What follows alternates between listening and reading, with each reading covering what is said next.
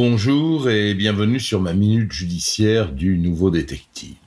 Aujourd'hui, je vais évidemment vous parler de Louise, cette jeune adolescente de 11 ans morte d'une dizaine de coups de couteau. Le Nouveau Détective présente la minute judiciaire par Michel Marie. Une fois encore, on va organiser des marches blanches, les politiques vont créer un plan de sécurité, le énième, et malheureusement certainement pas le dernier. Bien sûr, je n'ai pas la solution, mais avant que ce monde ne bascule définitivement dans un ensauvagement irrémédiable, il me semble urgent de prendre des mesures draconiennes. On ignore tout, le mobile, le mode opératoire, jusqu'à l'arme du crime qu'on désigne comme un objet tranchant, peut-être un couteau, mais même ça, ce n'est pas sûr.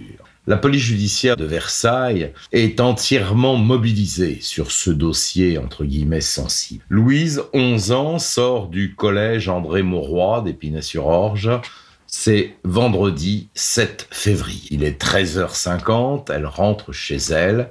Elle tient à la main sa création du jour, une maquette de maison faite en bâtonnet qu'elle vient d'assembler au cours d'un atelier du matin. Ce jour-là, elle porte son téléphone portable autour du cou, il fait froid. Elle a son bonnet de laine à pompons enfoncé sur la tête. Elle emprunte le chemin habituel pour rentrer chez elle. Elle prend le sentier des Bas-Follets, un secteur calme, sans histoire. Les rues sont bordées de petits immeubles propres et quelques maisons individuelles bien entretenues. On sait qu'elle a bifurqué peu avant. Elle a modifié son itinéraire sans raison apparente. Alors était-elle déjà sous la contrainte? Avait-elle un rendez-vous? Mystère pour l'instant. Plus tard, lorsque la famille, ses parents, qui sont enseignants tous les deux, déclenchent l'alerte, la police va examiner les images de vidéosurveillance sur lesquelles on la voit marcher tranquillement, sagement, je dirais, sur le trottoir avec son sac à dos violet. Elle entame le trajet le long du parc des Templiers, un vaste espace vert vallonné. 15h30, c'est le branle-bas de combat, les grands moyens sont mis en place, la police réunit tout ce dont elle dispose pour entamer les recherches, drones, un hélicoptère et du personnel sur le terrain, sans oublier les chiens renifleurs. Et un peu plus tard dans la nuit, un drone repère une forme qui peut ressembler à un corps humain dans le sous-bois. Il est 1h50. Avant même la découverte du corps, la police a remarqué un homme d'une trentaine d'années qui semblait suivre la jeune fille sur les images vidéo. Identifié, il est interpellé dans la nuit, une interpellation nocturne autorisée. Un homme et sa compagne sont placés en garde à vue dans les locaux de la police judiciaire de Versailles. Mais il va s'avérer rapidement que c'est une fausse piste. L'enquête se poursuit, tout est vérifié, les proches sont entendus. La scène de crime est passée au peigne fin et la police judiciaire recherche une arme, pas forcément un couteau, mais en tout cas un objet tranchant. Il ne semble pas à ce stade qu'il y ait eu de violence sexuelle, mais l'enquête ne fait que commencer. 1h50, le drone a donc repéré une forme. Les hommes sur le terrain se rendent sur les lieux désignés par l'appareil et découvrent dans le sous-bois, entre deux arbres, l'horreur absolue. Une horreur que personne n'a envie de voir. Louise gît dans une mare de sang, habillée.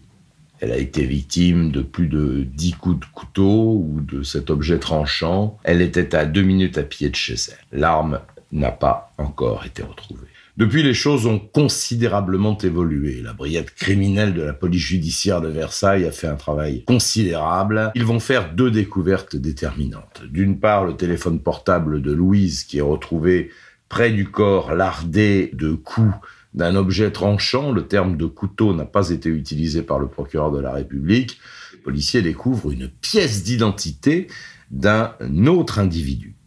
Et cet élément est suffisamment personnalisé donc pour identifier un nouveau suspect. Il s'agit d'un SDF de 23 ans qui traîne dans le département et qui est connu des services de police. Et il va être interpellé au domicile de sa mère à Rouen hier, donc lundi, en début d'après-midi. Il est placé en garde à vue, ainsi que sa maman, l'homme pour le meurtre et la mère pour non-dénonciation de crime. Donc la garde à vue se poursuit et les 2 suspects nient catégoriquement les faits et très vite les policiers commencent à avoir des doutes et ils ont a priori raison de douter car 2 éléments viennent renforcer ce doute. L'homme interpellé ne correspond pas point par point à l'image de la vidéosurveillance, en tout cas pas dans le détail.